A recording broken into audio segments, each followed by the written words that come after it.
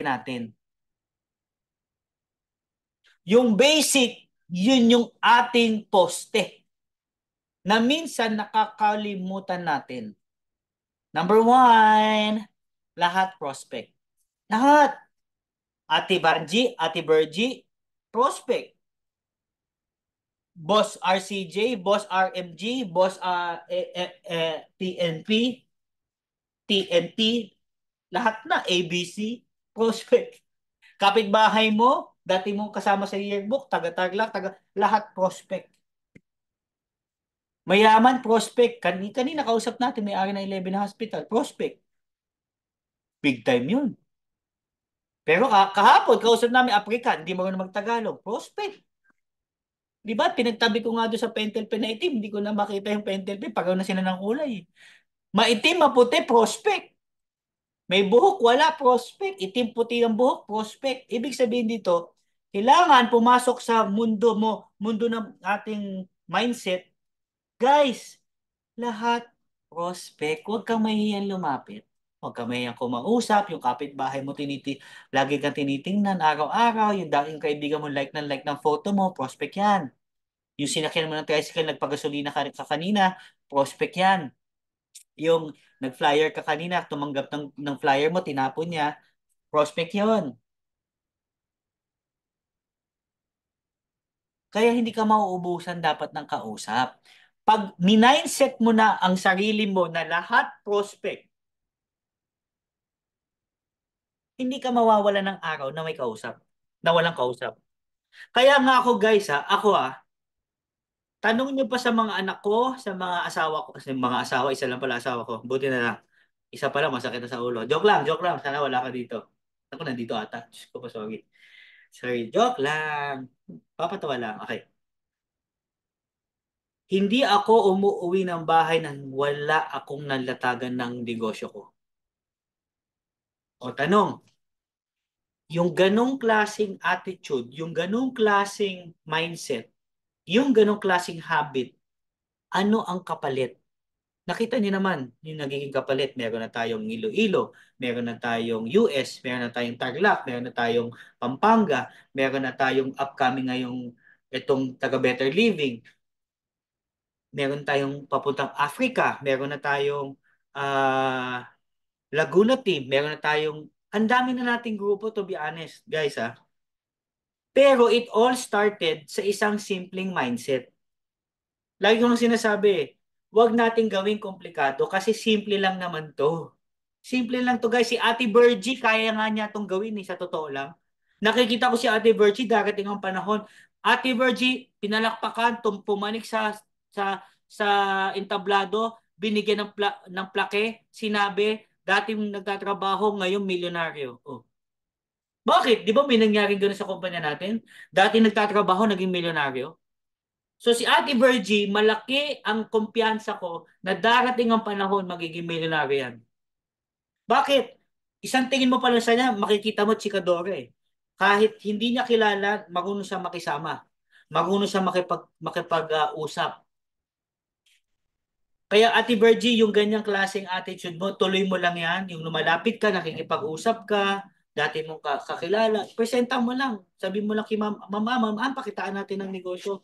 Hindi mo alam kung sino yung mga tao nag-iintay sa'yo, Virgie. At kung nagbago ang buhay mo sa negosyo ito, napakadami mong taong mamomotivate mo, i-inspire, maniwala ka. Si Man, milyonaryo ngayon. Dating nagtatrabaho sa bahay, ngayon milyonaryo na. Dating janitor, ngayon milyonaryo na. Dating artistang hindi sumikat, ngayon multi-million, multi-millionaire na. Dating dancer, naging multi-millionaire. Ito lang yung negosyong hindi namimili. Kaso nga lang, yung negosyo namimili kung yung mindset mo hindi akma sa rule number one. Lahat prospect. Walang pinipilang negosyo, pero ang negosyo may pinipili. Negosyo natin, pinapayaman lang niya kapag yung mindset mo ay lahat prospect. Pag ang mindset mo, namimili ka, mayaman lang, mahirap lang, lalaki lang, babae lang, maganda lang, pangit lang, ibig sabihin, rule number one pa lang bagsak na. Pero kung rule number one na in part na sa isip mo, lahat prospect, kapatid, Dapat nga wala ka ng time mag-post sa stories eh. Sa reels mo, wala ka nang time makipag-chat. Kasi ang dami mong kausap. Dapat wala ka ng time sa mga video games. 'Di ba? Minsan nakikita kita nagbi-video games ka pa. Ano ba 'yun? Nagka-oras ka pa doon. Ano 'yun? Dapat wala ka ng time. Because, again ha, hindi pa naka-inject sa isip mo na lahat prospect. Eh, mamaya na ako mag invite kapag may nag-text, pag may nagkagusto doon sa post ko, kapag may nag-like doon sa stories ko, eh, walang nag-like ngayon, walang nag-inquire, wala akong prospect, nakakaawa ko. Huwag mong intayin, lapitan mo. Bro, may oras ka? Negosyo kasi sana ako, pakita ko lang sa'yo. Pag gusto mo, okay. Kung ayaw, okay lang. Tingnan mo lang kung maganda. Tapos,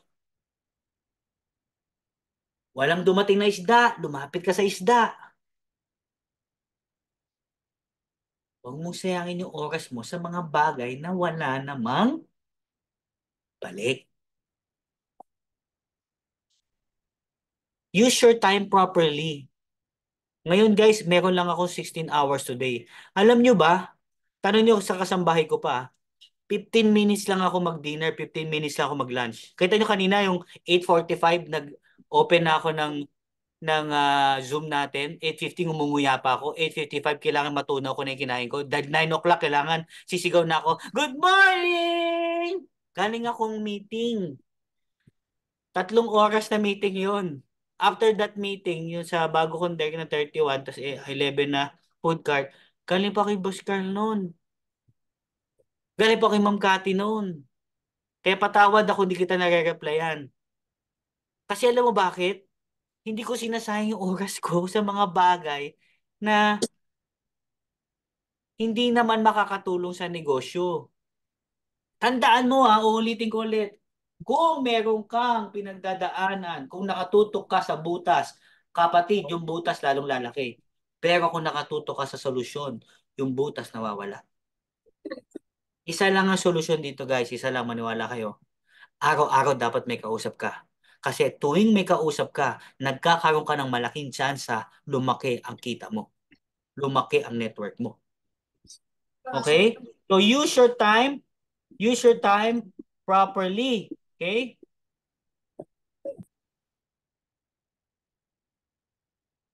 Bella, at na-mute kita. Joke lang. Okay, use your time properly, 16 hours a day. Alright. So ngayon, ako po na doon, 9 o'clock, then 10 o'clock, tapos na, kailangan 30 minutes, konting relax ako konti, tapos 11 o'clock, kailangan matulog na kasi kailangan bukas sa umaga, may hataw na naman ako.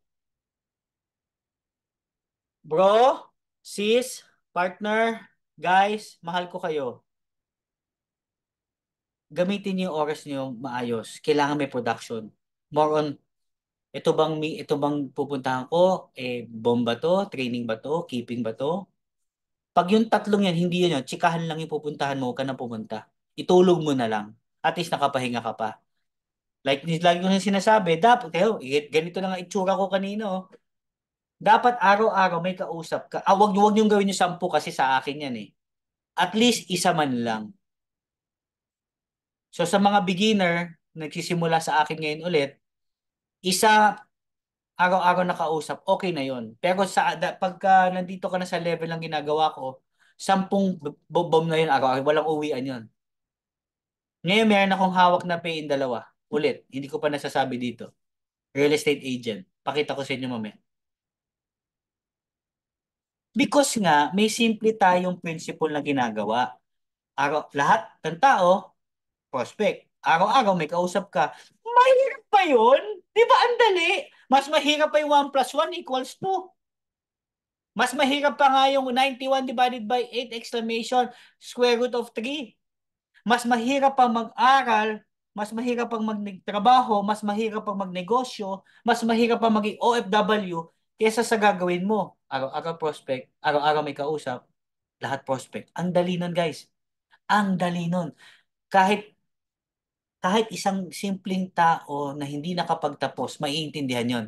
Dapat lahat prospect ha. Dapat araw-araw may kausap ka. Madali, di ba? Sa sobrang dali,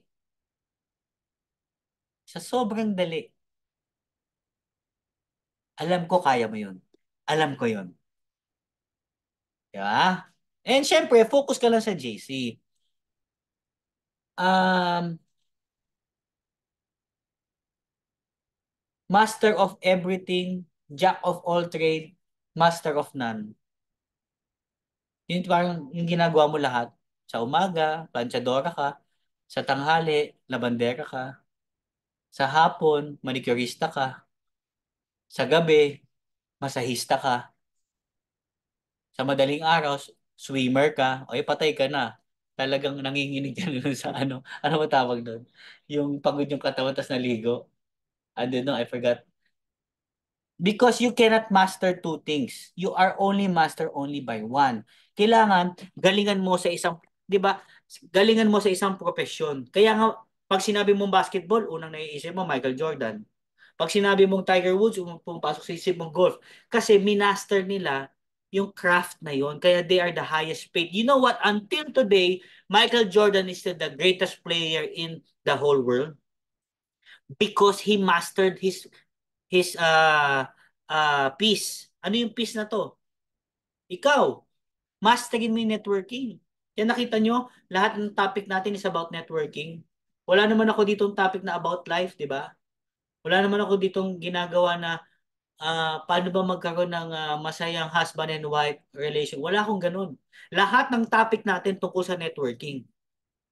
Hashtag ko nga networking na. Yung mga video ko nga na pinopost networking. Kung ayaw mo ng networking, wag mo akong kausapin. Ganun na ang post ko ngayon, guys ha. Ganun ka straight.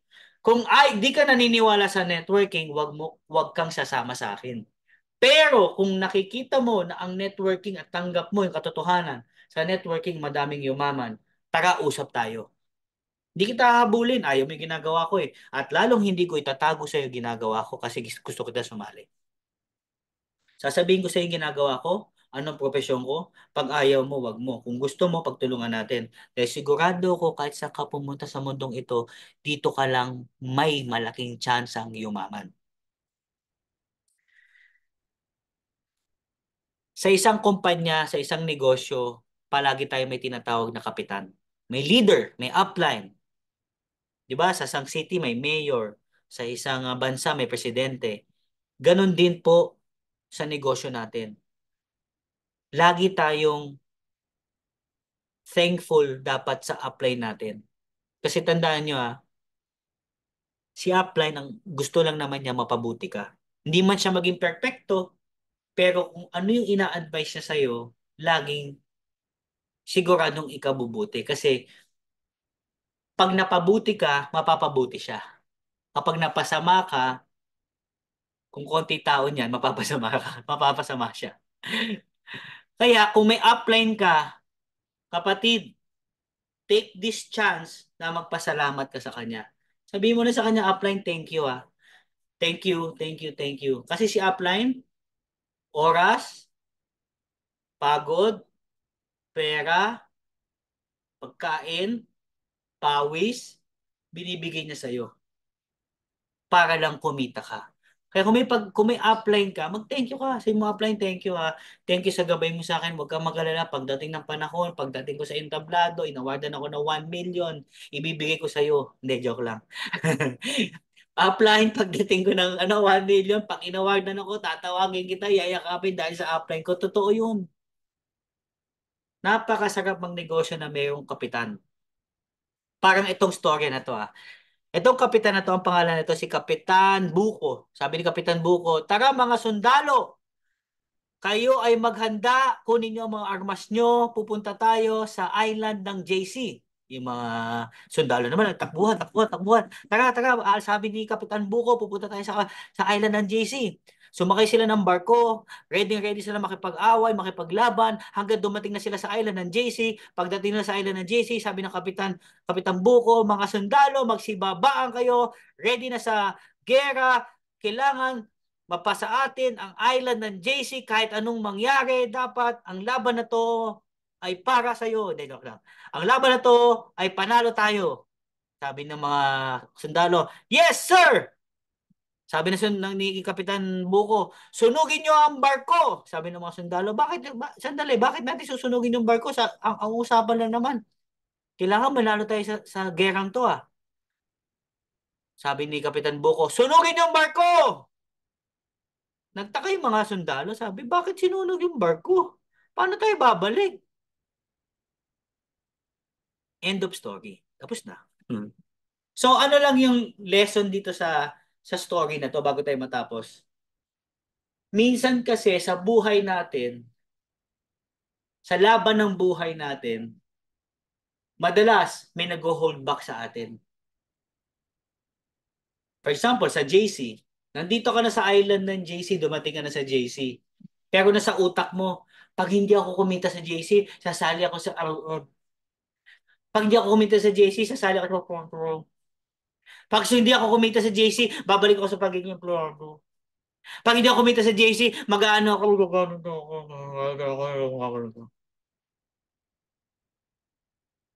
meron ka pa kasi ikaw, may barko kasi nag-aabang sa iyo eh. Kaya yung laban mo dito, hindi katulad ng laban ng lahat. Lagi kang nag-iisip na pag hindi ako kumita, babalik ako sa dati ko. Pag hindi ako kumita sa pagbebenta ng barley, bebenta ko itong dati ko. Pag hindi, kaya ka nga hindi makausog-usog eh. Kasi nga, meron ka pang iniiwan na barko doon. Kaya tuloy yung katawan mo, yung galaw niya, papeti-peti lang. Suntukan, suntukan na, sampalan, sampalan. Tinaman ako sa mukha. Ay, ayoko na, babalik ako sa barko. Uwi na ako, ayoko na, sinampal ako dito.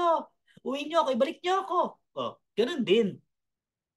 Pero kung katulad mo yung mga top performer natin dito, katulad ko, pag tapa ko ng JC, wala mang gumalaw sa ilalim ko, okay lang. Kasi bukas gagawa ko ulit. Anong point ko? Sunog yung barko ko eh. Hindi ako babalik sa trading, hindi ako babalik sa crypto, hindi ako babalik sa nanay ko kasi hindi na ako kasya doon yun. Hindi, joke lang. Senior na yun, hindi na makakabalik sa matres nun. Anong point ko?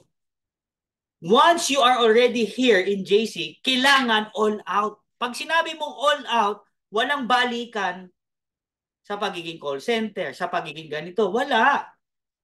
Yung laban mo dapat dito, sunog yung barko. Burn your ship. Pag ang galaw ng isang sundalo na alam niyang walang balikan, buhay niyang nakataya, iba ang hataw niyan. Di ba na pag-usapan natin yung story ng Fox and the Rabbit? Yung Fox, nakita yung rabbit, takbuhan sila ng takbuhan, hindi mahabol-habol ng Fox kasi yung Fox tumatakbo, hinahabol yung rabbit para saan? Sa lunch. Dahil gutom lang siya. Kaya hindi niya mahabol yung rabbit kasi yung rabbit tumatakbo para sa buhay niya. Dahil pag hindi siya tumakbo na mabilis, patay siya. Hindi mo talaga mahahabol ang isang tao ang hataw sagad. Pero dito, kung hataw mo dito, pang ano lang, ay talagang walang mangyayari. Kita namin yun, kahit hindi mo sabihin. Pinapayo ko lang sa'yo, kapatid, sayang. Kasi yung negosyo, di ka naman kailangan eh. Mas kailangan mo yung negosyo kasi yung negosyo kaya kang payamanin. Yung negosyo, di mo kaya payamanin yung negosyo kasi mayaman na yung negosyo. Sorry totoo lang yung guys sinabi ko para real talk lang. Hindi ka kailangan ng negosyo para yumaman yung company. Tanda mo mag-quit ka ngayon, hindi ka makaramdaman ng company. Pero ihataw mo ngayon, makaramdaman mo yung company sa buhay mo.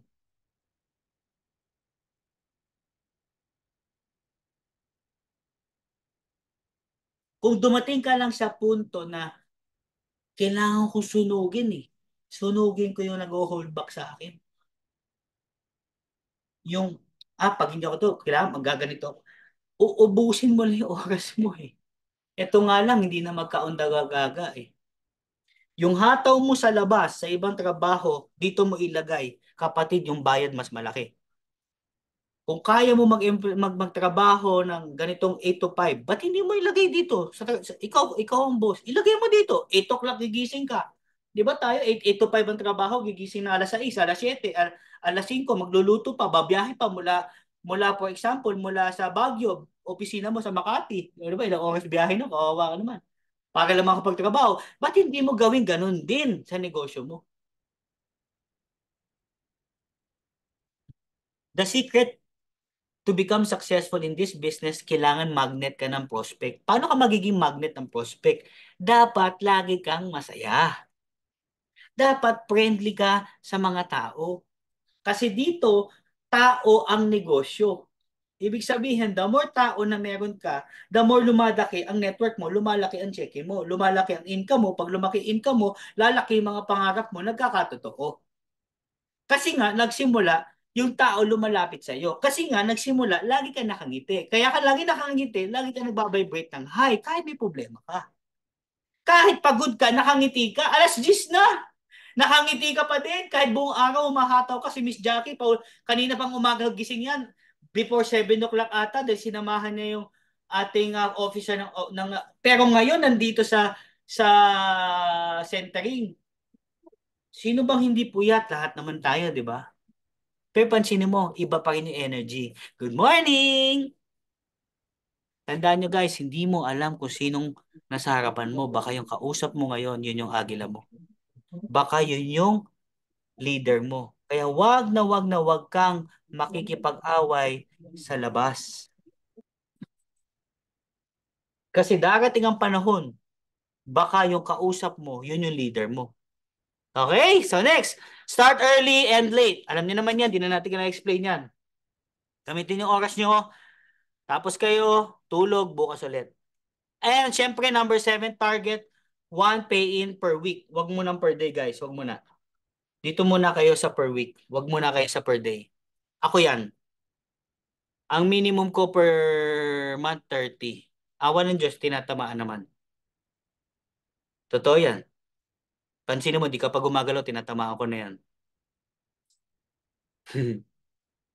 Kasi nga, naka-mindset akong ganun. Ako, itong training na to, tinuturo ko lang sa'yo. Kasi sa totoo lang, kahit hindi mo gawin, okay lang naman. Trust me, okay lang. Ang iniisip ko lang, ikaw. Kasi nga, nakita ko, kailangan mo eh. Kailangan mo siya. Kailangan natin siya.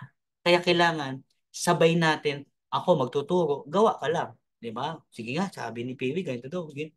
Pag tsumeke ka naman, ikaw naman bibili, ikaw naman magsha-shopping eh. Pag tsumeke ka naman, kumita ka naman, di ba? Nakapangalan naman sa yung cheque mo. Di ba? Laki nga ng cheque ni Miss Jackie o pag salpak nung food cart niya, laki ng first check niya. Ilang direct yun, ilang pair yun. Congratulations, Miss Jackie. Oh. Hindi naman ako kasama sa paggastos mo ng income mo. Kasama mo lang ako sa training. Pero pag kinuha mo na yung 1 million per month mo, hindi mo, ikaw na mag-enjoy nun, tsaka pamilya mo. Ito, gabay ito na pwede mong gawin, mas maganda pag ginawa mo kasi maganda yung buhay mo. Pag hindi mo ginawa, baka may mas alam kang mas maganda, ikaw bahala. Basta ito, gabay ito na ginagawa ko na nakakatulong to ng mas mabilis para sa iyo. Number 8, support your quality leaders. Darating ang panahon madami kang leaders. Pero tandaan mo ha, tumutok ka sa mabagal, babagal ka. Tumutok ka sa mabilis, bibilis ka. Sorry, wala mo natatamaan konti ah. Ang tamad, kahit anong gawin mo, tamad yan. Tama, mali. Kahit anong push mo dyan, kung tamad yan, bale wala.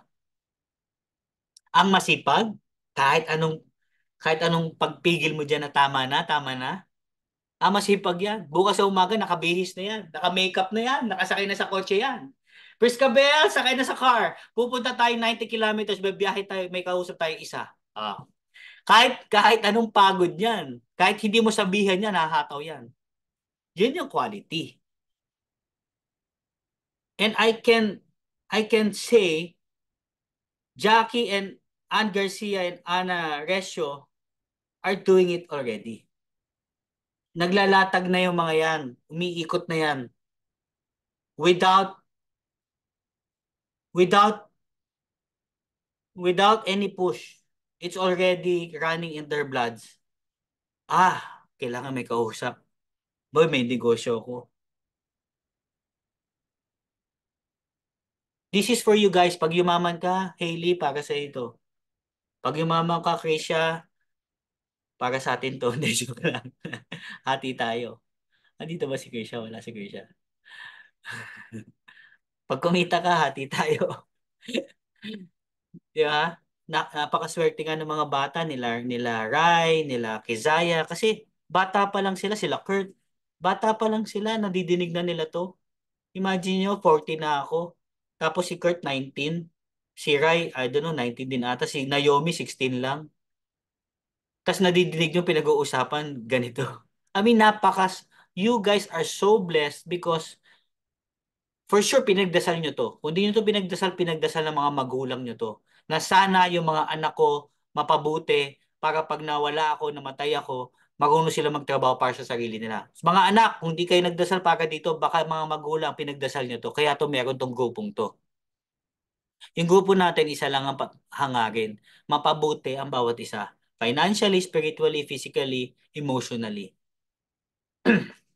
Number 9, bago tayo matapos, ayoko mag-overtime eh. Qualities of a good leader, ito yung mga taong inspired lagi. Hindi mo kailangan inspire, pero laging inspired. Yung mga leaders na araw-araw ay nagpe-present, naglalatag, yan, katulad ni Jen tsaka ni Ron. Nakikita ko, pumupunta na Marikina, no, Baliches yan, latag doon. Kahit hindi sumali, babalik yan. Kahit pawis-pawis yan, pupunta na opisina. Kaya I have to commend Jen and Ron din sa effort ninyo na umiikot talaga kayo. Oh, by the way, nakita ko nga pala yung kausap ninyo, yung yung kaibigan nila Heart Evangelista. Nakita ko siya sa Shangri-La. Nakita ko siya doon kasi papasok ako ng CR. Sabi ko, parang kilala ko to ah. Dapat sasabihin ko sa kanya, pwede magpa-picture. Kaso sabi ko, shit, kilala ko siya. Pero hindi niya ako kilala. Baka ma-weirdohan sa akin. But anyway, nakita ko siya sa loob ng CR sa Shangri-La EDSA kahapon. Nung may meeting ako, nandun siya. So, naalala ko yung mga sinabi niya. Gusto ko siyang sunugin. Joke lang. So, recognition, ito yung mga leaders na marunong mag-recognize ng mga leaders nila sa mga works nila. Hindi yung puro sarili nilang inaangat nila. Yung totoong leader, yan yung marunong sumuporta. Hindi lang sa pera, hindi lang sa pagkain, kundi yung oras, wisdom, lakas. Ito yung mga support ng mga good leader sa mga leader niya. Yung mga leader, yung mga quality na leader, ito yung leader na kahit negative ang nangyayari, always positive ka sa leader mo. Kaya mo yan. We believe in you. Kaya mo yan. We believe in you. Darating ang time, 1,000,000 kikitay mo kada buwan. Yun yung magandang leader. Nandiyan ang sitwasyon, di natin mababago. Ang mababago lang natin, yung ating reaction. May problema? 1,000,000 a day. Ay, sorry, 1,000,000 a month income ka. May problema? 1,000,000 ka per month. Hindi dumating yung invite mo, 1,000,000 ka a month. Hindi nagbayad yung matagal mo nang inintay, 1,000,000 ka per month. Remember, words are powerful. Labanan mo ang bawat problema sa positive declaration, positive affirmation. Number 9, gusto nilang negosyo natin.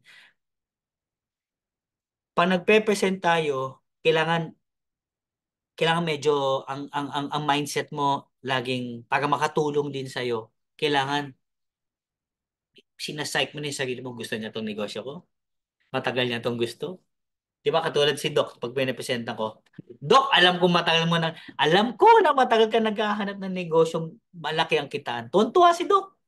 Gusto nga sumama sa fun run kahapon eh. Ay, gusto nga sumama sa fun run sa June 28 eh. Ay, 20 something eh. Sobrang gustong gusto niya. Gusto ko na pumunta doon, gusto ko na pumunta. Doktor yun, big time. 11 ang ospital, kahit ano, hindi magtrabaho ngayon, umaapaw ang pera nun. Mayaman, mahirap. Kausapin mo. Gusto nila negosyo mo. Number 10. Okay, bago tayo matapos. Patience is always a virtue. JM, ako pan, alam ko na medyo matagal na pero huwag kang bibitaw. Patience is a virtue. Tandaan mo, ang top 1 natin, inabot siya ng 2 taon na walang cheque. Ulitin ko Miss Dayantan, nagkwentuhan kami ng isang araw. Halos 2 years. Cheque niya kada linggo, 2,000. Minsan wala, 3,000. Minsan wala. 2 years. Yes. Ngayon, guys, she's earning 9 million a month. Patience lang, guys. Wala nagmamadali. Pag may mga pay yung mga business partner natin, matuwa ka sa kanila, palakpakan mo. para lumapit yung energy, para wag kang mainggit, wag kang mainis, wag kang, buti pa siya may food cart, buti pa siya mayroong ano, buti pa siya, wag ganon, pangit yun. Dapat ganito. Wow, ang galing ng partner ko. May bago na naman siyang G-Class. Ako ang susunod. Laging ganun. Uy, may pay na naman siyang apat na food cart. Ako susunod. Ang galing naman ni Miss Jackie. Ako susunod. Dapat laging ganun. Para yung biyaya, bumibilis papunta din sa'yo. You have to be happy for the achievement of everybody. Now, kung tumatagal ka na, tas wala ka pa rin napapasali hanggang ngayon, tanda mo to ha, tanda mo to. Walang bagyong forever. Laging titigil yan. Pangalawa, darating ang panahon mo, sigurado yun. Pangatlo, yung tagal ng intay mo, yun yung laki ng grupo na papasok sa'yo. Niwala ka. Tinitesting lang ng Diyos yung totoong pagmamahal mo, yung intention mo sa kumpanya. Yakapin mo yung kumpanya. Hindi to kay Boss Joy, dito kay Boss Carl. Sa'yo to. Si Boss Joe, Boss Carl, they are just helping us. But the company is ours. Ikaw, wala naman tumawag sa ito, gumising ka na, matulog ka na. Gawin mo to, wala namang gagano sa dito. Patience is always a virtue. Before we end, number one, lahat prospect. Okay? Lahat prospect. Number two, dapat i-hit nyo yung one pay-in per day. Number three, burn your ship. Malaking tulong pag binurn mo yung ship mo. Okay? So, do you want to earn 10 million per month? Alam nyo nang gagawin. Power of 2. Di ba? Nangyari na sa akin, half a million, half a million, half a million, 2 million per month. Kinikita ko. Yung 10 million system natin, 2 by 2 lang to. Isa-set ko po sa inyo to. 2 by 2 yan.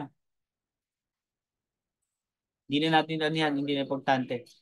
So ngayong gabi, gusto kong pasalamatan ng lahat again na nandito po kayo kasi wala pong centering kung wala po kayo.